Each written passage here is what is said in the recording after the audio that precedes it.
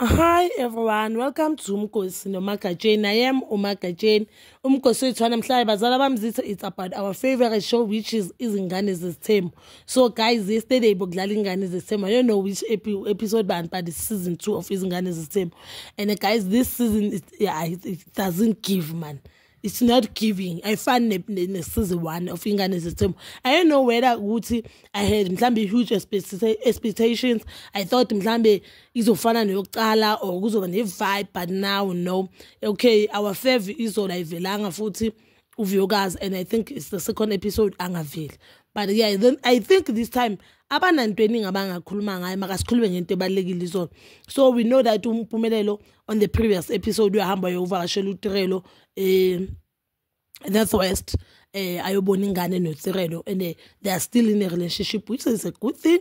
And yesterday ke beyichubeka that thing basise on that lunch or dinner, whatever they say into yabo leyo. But again, yabo one thing about Tirelo, guys, yazi engathi ngizoqala ngimthanda uTirelo. One thing about uTirelo smart. One, another thing enginotice uTirelo uyenza into relationship in ebenefita, and I don't think kuzoba ile nkosikazi leyo ukuthi uvuma yonke into, and I don't think kuzoba ile nkosikazi leyo thatha ubuyena abuniki indoda yakhe. I don't think that, because uTirelo izolo ubuza uMpumelelo ukuthi ithini into yabo since sokukhona singabakho ufuna ukubuyela esikolweni. uMpumelelo ambuza ukuthi esikolweni kuphi eGoli, which is eJohannesburg. Wathi no. Wathi yes yena ufuna ukubuyela eJohannesburg. uMpumelelo then propose into online online schooling, which is abo lezi zinto zabo Unisa nani. Guys, mina as umuntu ofunde Unisa, I know that thing is not easy, especially uma unomntwana uhlele endlini nangu nomntwana. Mhlambe it's easy if uhlala uyi-1 yabo, maybe kanjalo ngaba lula, but unengane nayo ingane la usathi uthi uyabhala uya concentrate nangu singaba kuyakhala. That thing is not easy. And one thing engithandile ngoTirelo, uTirelo ushilo ukuthi it's like because uthe makabuza no uMpumelelo about indaba yokushada ivirgin. uMpumelelo wathi akafuna ukukhuluma ngayo, but on diary uMpumelelo wathi umfazi wokuqala kuzoba wabantu abaphansi, umfazi wesi-2 wakababakhe, umfazi wesi-3 owakhe. So abanye abantu I've seen on social media they are saying hayi kusho ukuthi lo wesi-3 ngoba uTirelo wesi-3 kuzoba owakhe. Guys, that doesn't mean ukuthi laba bayithuma kathi wabantu abaphansi wababakhe. That doesn't mean akabathandi, because bakhetha uyabakhetha ngabantu. Ngomfazi lo Macele akakhetha ngabantu abaphansi, uzikhethele yena. uVyokazi akakhetha ngababakhe, uzikhethele yena. Owakhe naye uzomthanda na, and that doesn't mean ukuthi anyeke alale nabo, anyeke ahlale nabo, uzohlala nabo. So whether umfazi wedlozo one at the end of the day nisethembini nishare indoda e1 uthanda ungathandi izo affecta ngenye indlela, especially if awufuni kube sithembini. But I think uVyokazi uTirelo yes understand isithembu, and ngicabanga ukuthi umoya wakhe at ease about indaba isithembu, ayim stress kangako. But one thing another thing ngithandile ngoTirelo izolo uthe uthemba kakhuluma one uDiary wathi it's time manje mina focus kuye, because uyabona ukuthi uMpumelelo judging from the question ebuza uMpumelelo akazimiselanga ukumtshela future plans wakhe. So maybe lawo ma future plans ayokho right. So umuntu if aka include kuma future plans wakhe mele nawe uyenze wakho ama future plans azobenefita wena. So lento le mina kimi I just felt as if smart, because if umuntu akakubala kuma plans wakhe now melenza ama-plans wakho uze uyasho ukuthi since ukhona umntwana akusafani, bahlala basho bathi zalela umuntu uzobona. So since ukhona usingabakho, sometimes she even looks at usingabakho and abona ukuthi wena ungumoshela life, kanti no akususingabakho. Yabo this thing bekhala uVyokazi wayekhala ngoMpumelelo, that means ubuMpumelelo, and it's not like ukuthi uMpumelelo sesemncane as umama Khashile. uMpumelelo guys, he's young, sithanda singathanda, he's young, and then umncane akana career manje ngathi sothi ibombing into depende kuyo ubabakhe, and umehluka uMpumelelo nobabakhe u1.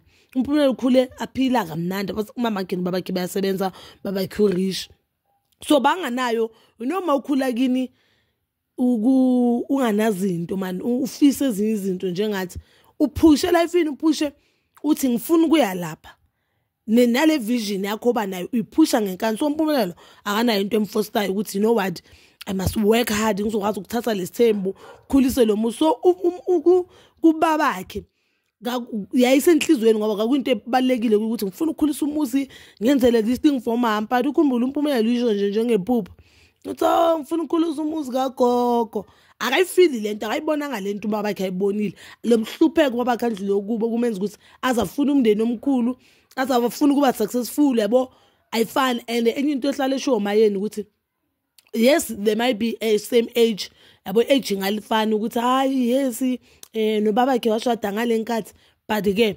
uMpumelelo akana career umseleko by that time bakasasebenza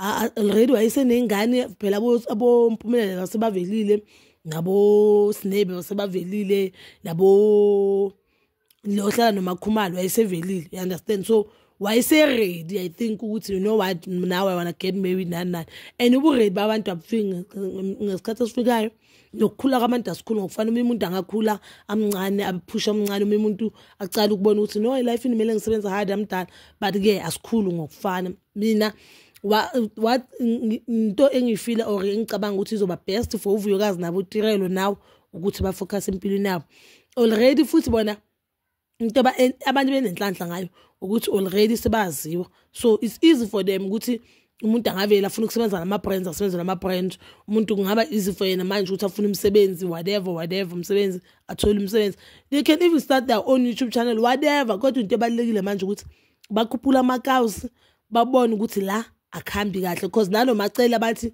uyivirgin intontoni umfazi wedlozi if bokumfazi wedlozi why kungake kuye umuntu unohlolayo ukubuzwe kwabantu abaphansi ukuthi yes uyilona imfunayo what if kushada umacela kuba umfazi wokucala ngoba apure kube uyiloyo Vuyokazi kube uTirelo then only to find out after years ukuthi udlozi lifuna walo umfazi elelo wali mrecognize njengomfazi walo kuzawuthatha omunye umfazi phela so lento sho uMpumelelo ngizwa as much as ngizwe ukuthi anyekaneke idlozi like imfazi oke wazala abazaliswe uyi yazi kodwa nje uMpumelelo he has zero respect for abantu besimama ngifuna nje ukungasho 0.0 respect especially laba athandana nabo akabahloniphi nezinto azikhuluma ye-TV uyafana noSne ziyela lezi si short left but bazali bamziswa please comment down below ukuthi ufile kanjani episode yayizo lengane zesithembu and please guys ningakhohlwa ukukhuluma ngendaba kaMama kaMpilo which I think is so important please comment down below ukuthi ufile kanjani ngendaba kaMpilo nomama ke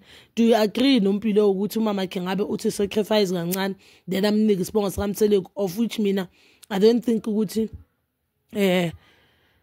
ngumama kaMpilo nami bonyeke ngivume because at the end of the day lento izoshaya kuMpilo and this thing izo affect umntanami into kuyo ngobalekile kuyo yonke lento le Umseleko makayenza into right angithi uthi ubaba ohlonipha olandela amasiko and ohlonipha amasiko mayenza into right lobulingane simove you understand anyway it's not like ukuthi umntana makasebenzisa isibongo sakhe bobamba yakhe kuzotshintsha ukuthi owakhe or it's not like ukuthi umntana makasebenzisa isibongo samama yakhe in life anyeke phambili so nabanye understand fast ukuthi basebenzisa isibongo sakaMseleko yini lengaka makasabantu asifani ke guys do comment down below and please don't forget to like subscribe share and hit that notification button nginithanda ukuya nokubuya